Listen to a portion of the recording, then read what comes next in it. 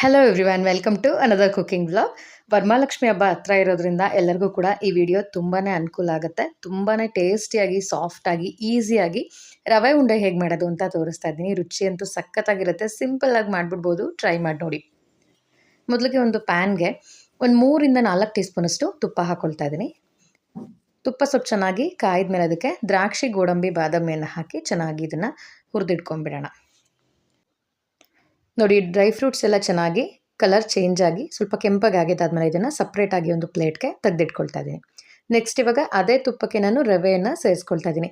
ನಾನಿಲ್ಲಿ ಅರ್ಧ kg ಕ್ವಾಂಟಿಟಿಯಷ್ಟು ರವೆಯನ್ನು ತೊಗೊಂಡಿದ್ದೀನಿ. ಎಲ್ಲನೂ ಕೂಡ ಈಕ್ವಲ್ ಮೆಜರ್ಮೆಂಟಲ್ಲಿ ತೊಗೊಂಡು ಮಾಡ್ತಾ ಇದ್ದೀನಿ.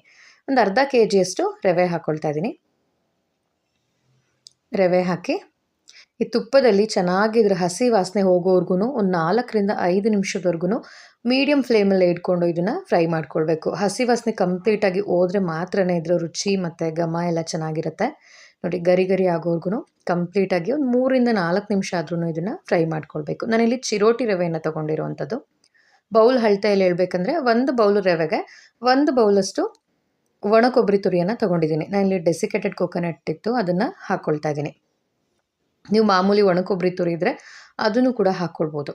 ಒಣ ಕೊಬ್ಬರಿ ಇಲ್ಲಾಂದರೆ ಡೆಸಿಕೇಟೆಡ್ ಕೊಕೊನಟ್ ಎಲ್ಲ ಕಡೆ ಸಿಗುತ್ತೆ, ಅವೈಲಬಲ್ ಇದೆ, ಅದನ್ನು ಕೂಡ ಹಾಕ್ಕೊಳ್ಬೋದು. ಕೊಬ್ಬರಿ ತುರಿ ಹಾಕಿ ಅದನ್ನು ಕೂಡ ಒಂದು 2ರಿಂದ 3 ನಿಮಿಷ ರವೆ ಜೊತೆ ಚೆನ್ನಾಗಿ ಫ್ರೈ ಮಾಡ್ಕೊಳ್ಳಿ. ಸೇಮ್ ಅದೇ ಕ್ವಾಂಟಿಟಿಯಲ್ಲಿ 1 ಬೌಲಷ್ಟು ಸಕ್ಕರೆ ಹಾಕ್ಕೊಳ್ತಾ ಇದ್ದೀನಿ. ನೀವು ಸಕ್ಕರೆ ಪುಡಿ ಮಾಡಿದ್ರೂ ಕೂಡ 1 ಬೌಲಷ್ಟೇ ಹಾಕ್ಕೊಳ್ಬೇಕು. ಮಾಮೂಲಿ ದುಂಡಗಿರೋ ಸಕ್ಕರೆ ಹಾಕ್ಕೊಂಡ್ರೆ ಅದನ್ನು ಕೂಡ 1 ಬೌಲಷ್ಟೇ ಸೇರಿಸ್ಕೊಳ್ಳಿ. ಪುಡಿ ಹಾಕ್ಕೊಂಡ್ರೂ 1 ಬೌಲ್ ಹಾಕ್ಕೊಳ್ಳಿ.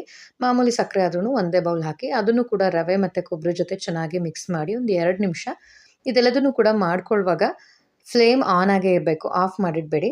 ಈ ಕೊಬ್ಬರಿ ಮತ್ತು ರವೆ, ಸಕ್ಕರೆ ಎಲ್ಲ ಹಾಕಿ ಚೆನ್ನಾಗಿ ಮಿಕ್ಸ್ ಮಾಡಿ ಒಂದು 3ರಿಂದ 4 ನಿಮಿಷ ಹುರಿದಿಟ್ಕೊಂಡಿದ್ದಾದಮೇಲೆ ಅದಕ್ಕೆ ಒಂದು ಅರ್ಧ ಟೀ ಸ್ಪೂನಷ್ಟು ಏಲಕ್ಕಿ ಪುಡಿ, ಹಾಗೆಯೇ ಸಪ್ರೇಟಾಗಿ ಹುರಿದಿಟ್ಕೊಂಡಿರೋವಂಥ ದ್ರಾಕ್ಷಿ, ಗೋಡಂಬಿ, ಬಾದಾಮಿಯನ್ನು ಸೇರಿಸ್ಕೊಂಡಿದ್ದೀನಿ. ಹಾಗೆ ಅದಕ್ಕೆ 1 ಕಪ್ಪಷ್ಟು ಹಾಲನ್ನು ಸೇರಿಸ್ಕೊಳ್ತಾ ಇದ್ದೀನಿ.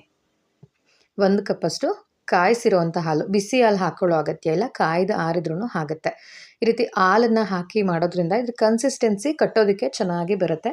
ಕೆಲವೊಬ್ರು ನೀರು ಹಾಕಿ ಆದ್ರೂ ಮಾಡ್ಕೊಳ್ತಾರೆ.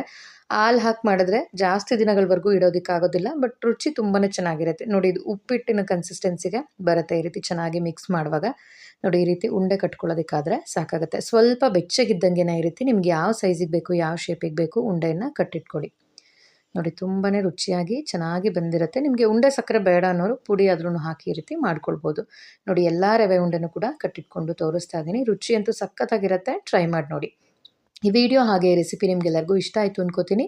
ಇಷ್ಟ ಆದರೆ ಲೈಕ್ ಮಾಡಿ, ಶೇರ್ ಮಾಡಿ, ಕಮೆಂಟ್ ಮಾಡಿ, ಸಬ್ಸ್ಕ್ರೈಬ್ ಮಾಡಿಕೊಂಡು ಸಪೋರ್ಟ್ ಮಾಡಿ. Thank you.